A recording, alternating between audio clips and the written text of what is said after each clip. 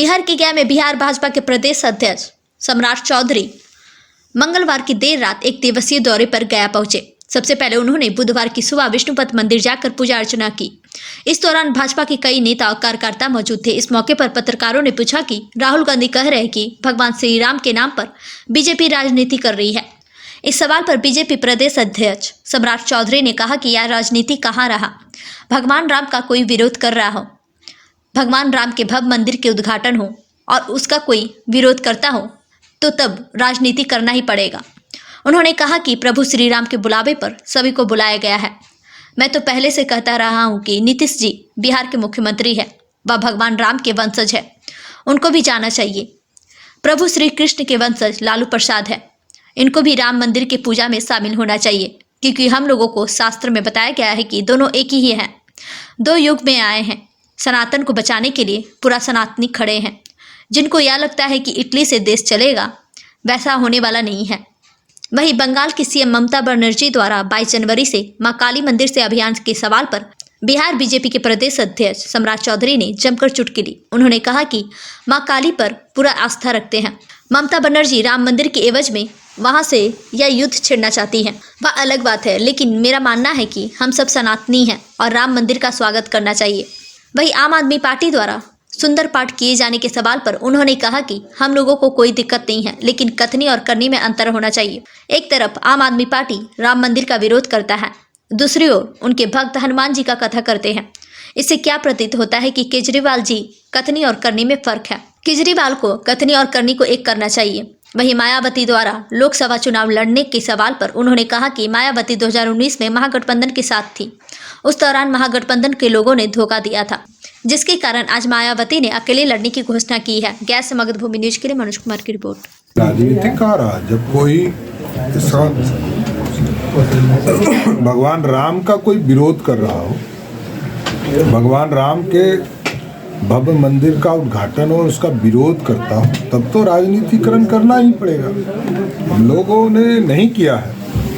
प्रभु श्री राम के बुलावे पर सबको बुलाया गया था। और मैं तो कहता रहा हूँ कि नीतीश जी बिहार के मुख्यमंत्री हैं, वो भगवान राम के वंश हैं, उनको भी जाना चाहिए।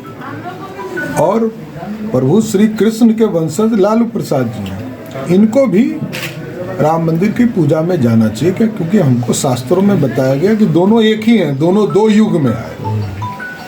तो इस देश में जो हमारे सनातन को बचाने के लिए पूरा सनातनी खड़े हैं।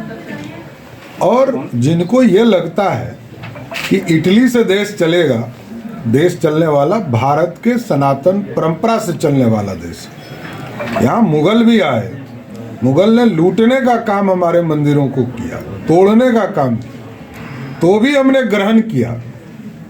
अंग्रेज 200 वर्ष तक इस देश को लूटते रहे, तो भी हमने ग्रहण किया। इसलिए सनातन सबको प्यार देता है। आज जो विरोध कर रहे हैं वो भी मंदिर आएंगे तो उनका स्वागत ही मंदिर करेगा। ये ममता बनर्जी 22 जनवरी को रैली कर रही है और काली मंदिर से शुरू कर रही है रैली। नहीं, एकदम भव्य माँ काली का आस्था हमारे प्रति पूरा सनातन का है।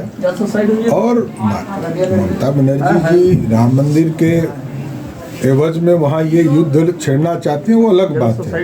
लेकिन मेरा मानना है कि हम सभी सनातन, सभी धर्म, सभी लोगों को राम मंदिर के लिए स्वागत करना चाहते हैं। ये केजरीवाल सुंदरकांड पाठ करा रहे हैं दिल्ली में, हर महीने मंगलवार को कराएंगे। नहीं कराएं, इसमें कहाँ दिक्कत है, लेकिन कथनी और करनी में फर्क नहीं होना चाहिए।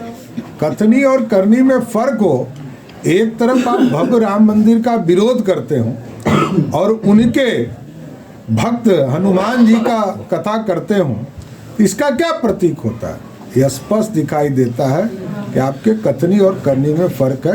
केजरीवाल जी को कथनी और करनी दोनों को एक करना चाहिए। ये अखिलेश यादव का बयान आया है कि मायावती जो ये बयान दी है महागठबंधन से अलग होने का, वो दबाव में दिया है। हम लोग तो उनको प्रधानमंत्री गठबंधन में तो थी भी नहीं मायावती जी। कभी गठबंधन में जब थी 2019 में थी, और जब लोकसभा के चुनाव में समाजवादी पार्टी ने उनको धोखा दिया, तब से वो अलग हुई हैं। ये कोई इंडी गठबंधन में तो मायावती जी थी नहीं।